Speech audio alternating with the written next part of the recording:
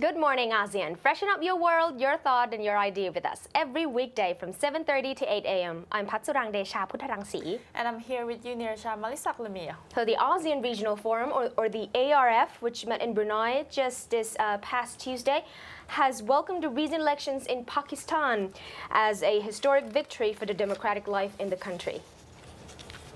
Making the point in the chairman's statement, ministers at the forum further welcomed the new government's early prioritization of furthering peace and stability in the region. They believe such peace and stability can bring about potentially significant sources of economic growth in the region. Turning to North Korea, the ARF underlined the importance of peace, stability, and security in the Korean Peninsula, a point which has been emphasized during the East Asia Summit. So most ministers at the ARF encouraged North Korea to comply fully with its obligations to the United Nations Security Council resolutions and to its commitments under the six-party talks. To this end, ARF ministers reiterated their support for all efforts to bring about the denuclearization of the Korean Peninsula in a peaceful manner. So the ministers also emphasized the importance of addressing humanitarian concerns in North Korea. So the next East Asia Summit, which also will involve leaders of the United States, Russia, and China, will be held in Brunei on October 10th. And now let's update on the earthquake situation that occurred in Indonesia yesterday, as it killed 6 children and left 14 others trapped when a mosque collapsed during a Quran reading session in Indonesia Aceh province, bringing the confirmed death toll from the disaster to 11 people. The strong 6.1 magnitude quake left 100 more injured as it rocked a region that was devastated by the quake-triggered tsunami of 2004. The earthquake reduced houses in part of Aceh to rubble, set off several landslides and badly damaged roads. Rescues were struggling on late Tuesday night to find the children still trapped after the mosque collapse in Blang Mangkon village in central Aceh district. The quake, which hit at a shallow depth of just 10 kilometers, injured more than 200 people and damaged more than 300 houses in Aceh, according to the National Disaster Agency spokesman Sutopo Purwo Nugroho. As police and military personnel struggled to reach affected areas late Tuesday, there were 2 aftershocks of more than 5 magnitude. The disaster agency officials forces say that in a village in Bena Mera district, 1 man was killed when a landslide engulfed a coffee plantation. He said another 4 people died in hospital in the district from injuries sustained in the quake. And according to Emma Suyani, a doctor at a health clinic in Lampan City in the district, said that one of the fatalities was a child who died when a wall collapsed.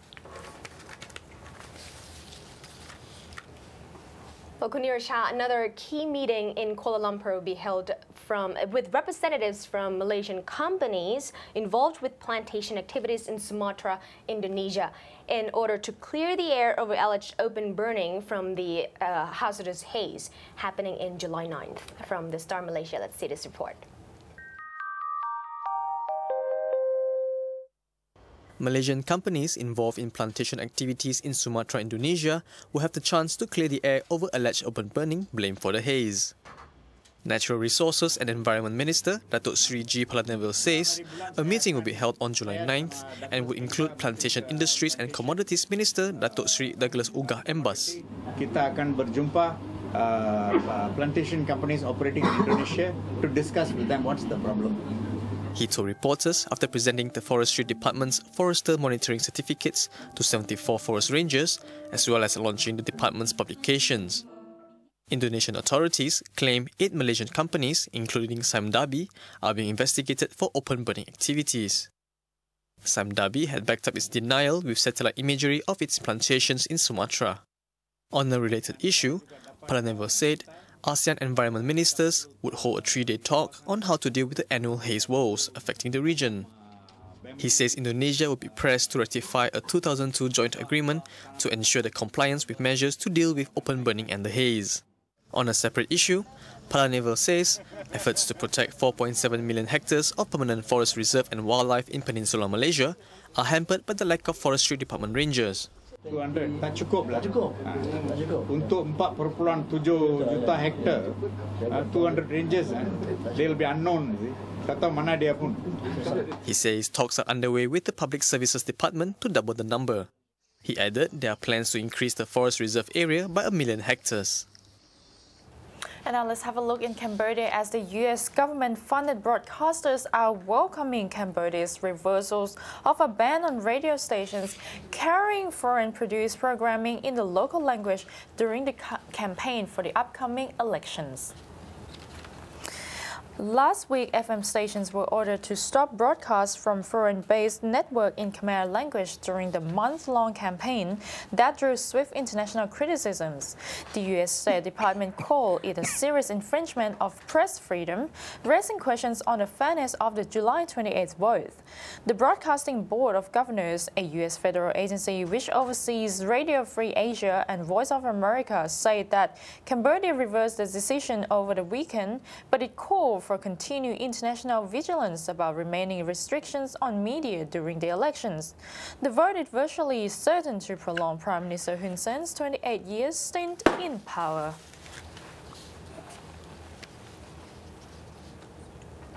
Still in Cambodia, as the protesters in Phnom Penh clashed with police again just this Tuesday over a long-running dispute for a luxury housing estate, which is to be built by a Chinese developer and a well-connected Cambodian tycoon.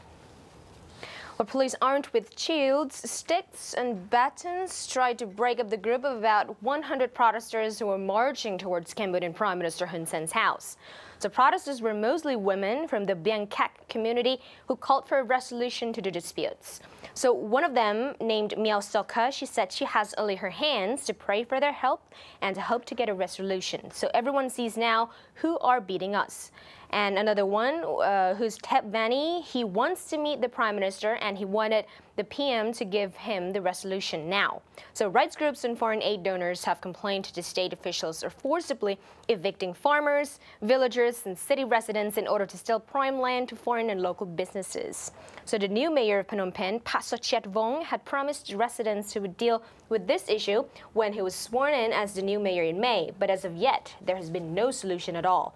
So Cambodian group monitoring forced evictions has said that 30,000 people were moved off their land over the last couple of years, up from 27,000 in 2009. But an estimated 150,000 more evictions are expected in the next few years, 70 to 80,000 in Phnom Penh alone. So officials have argued that the planned urban development will help the Cambodian capital.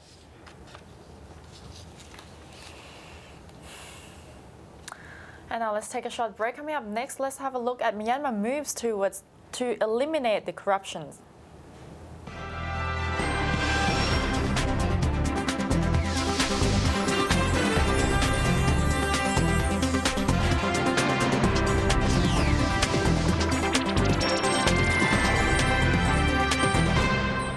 Myanmar has been implementing the task of eradicating corruption and bribery and an anti-corruption committee led by Vice President Dr. Sai Mok-kham, who has been formed to deal with the issue.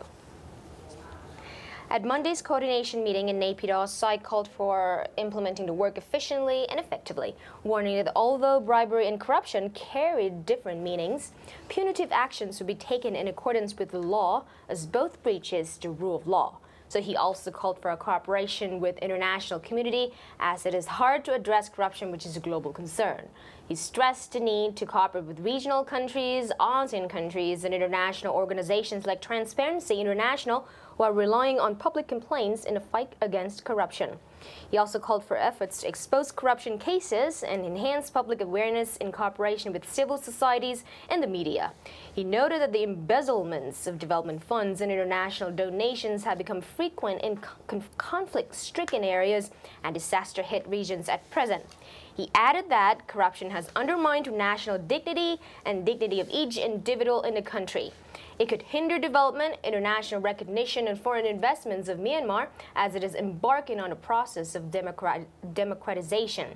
He asked for help from the Ministry of Home Affairs, an effective mechanism to accomplish its mission. He also stressed out that the need to find out the root cause of corruption and to heighten the public awareness of corruption on a wider scale. Meanwhile, a workshop on engaging parliamentarians in the anti-corruption campaign was held in Naypyidaw to prepare for drafting anti-corruption bill. So the workshop focused on Parliament's ethics and obligation, and supervision, UN Convention Against Corruption, concept of corruption, and transparency of finance and public finance management. So the government has vowed to fight corruption effectively, warning that corruption is an unacceptable and unpardonable misconduct in building the disciplined democratic nation and affects the dignity of the nation and people. So in a statement on anti-corruption issue earlier, the Home Ministry said the government is rewriting a bill to replace the existing Suppression of Corruption Act 1948 at the Parliament to meet the demand of the present time and international norms. So according to the statement, the culture of demanding the bribes in the form of cash gifts as grease money still persists in the government departments and private enterprises, as well as interaction between government staff and departments. And now let's have a look at our Myanmar Focus Daily for today. It's about the media freedom challenges in Myanmar.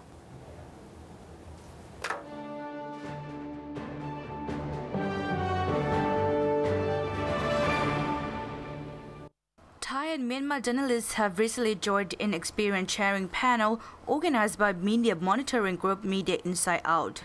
Starting with Myanmar journalist, the speaker Shitwin Mong, chief editor of Tamaga Union Journal, gives the overview of the recent changes and developments in the country with the abolition of the Press Censorship Board and the launch of private daily newspapers in the country after 50 years of monopoly. He stated that Myanmar journalists have enjoyed the media relaxation as a result of the reforms implemented by President Thein Sein. They are free to write and criticize many prominent figures, including the president. They no longer have to submit their stories to Press Censorship Board. However, the freedom is not 100%.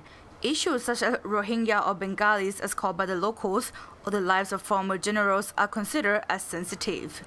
Moreover, there are shortcomings that come with greater media freedom in Myanmar. For example, with the launch of private daily newspaper, only 3 leading newspapers are selling well, but others are still struggling due to limited investment and distribution channels.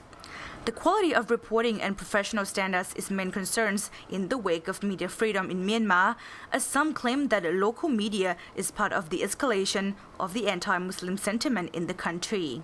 Shitwin Mong, member of Myanmar Press Council, admitted that journalists in Myanmar still need capacity building. And we still need more capacity building in our country for young journalists. Now, most of the journalists working in the news media, they need to be trained as a professional journalist because as you see, some of the journalists they are criticizing for some issue are not very professional. For Thai media, regional news editor from English language newspaper The Nation seconded that media freedom will not be as important as media capacity building, citing his own experience working with Myanmar local media partner. He further emphasized that Myanmar journalists should have fair treatment, which means giving fair space for both parties involved in a story or conflict to speak out. The senior reporter raised an example of lack of media space for the Rohingya or Bengalis in Myanmar. According to him, for sensitive issues, there should be a standard on how those issues should be dealt properly. I can divide into something like the most serious issue, 3M. The first one in Thailand is very serious, is monarchy. The second one is missionary, religions. And the third one is maybe less sensitive for even in Myanmar, like military. We can say many things about military. We can criticize the top brass, we can criticize everything. Missionary in some country, like in Thailand, we can now. We criticize bad monk, sinful monk, or what kind of monk we can criticize all of them. In Thailand, we have a problem. We have like our colleague Pawit here, I think. We also have problem. We should admit that we have that kind of problem. What we dealing with this kind of issue, we just pretend not to say about it, or just turn the back to it, or just leave it for somebody to talk it, and we don't keep silent. anymore. I think it's become more and more problem inside. Like something happened in the Michelin in Myanmar issue, like religion issue in Myanmar. You cannot just avoid this, but you have to face this at eventually, whatever, or short or in the long period you have to dealing with. But find a way. I think at least we should come together and find a system how to deal with this properly. At least to say that we can do our job and don't further even fuel up further conflict in the countries. Maybe this is the key. Moreover, he added that Thai media organizations should invest more to have Thai journalists working in Myanmar and other neighboring countries. Another prominent Thai investigative journalist from Bangkok Post shared her views that in Thailand, freedom of the press is not a problem, but the problems are the self-censorship and the responsibility of media personnel. However, media scene in ASEAN is currently changing. There are more journalists from outside ASEAN interested in covering the region, but she said Thailand is not outward-looking enough and should also invest more in reporting about ASEAN. We will cover Burma or Laos or Vietnam when Thai interests, Thai politicians, Thai business, clash or team up with those counterparts in those countries. She further commented, media has become more business-driven industry, hardly for the benefit of community. From the discussion, the conclusion can likely be drawn that media ethics and professionalism should be maintained at all costs amid the growing business-driven environment and the increase of conflict and sensitive issues in the region. These conclusions can be lessons for Myanmar to develop its recently opened media landscape. Onravita Misang from MYANMAR FOCUS DAILY.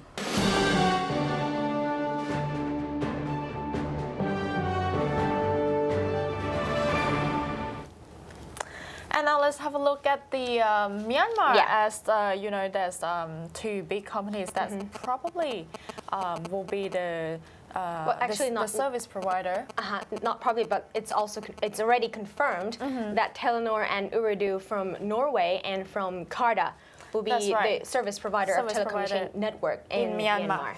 As the Telenor plans to introduce the commercial 3G mobile services in Myanmar next year after winning a license in a highly competitive tender in last week.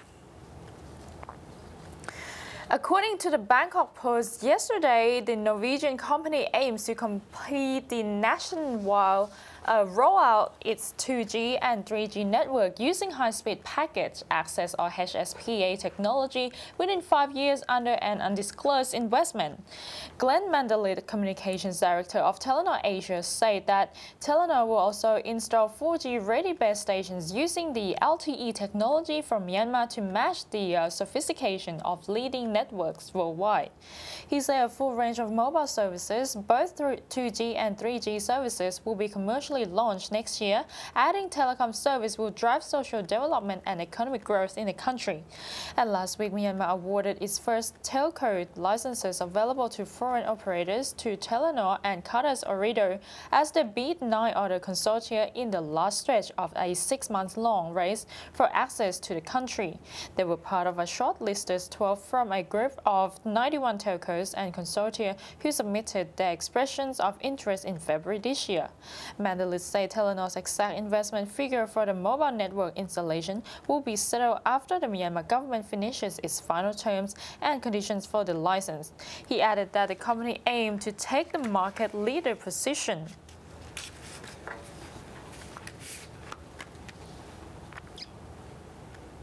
Drugs worth more than $400 million have been seized in a 2-month multinational operation targeting crime along the Mekong River, China's drug enforcement chief said just yesterday.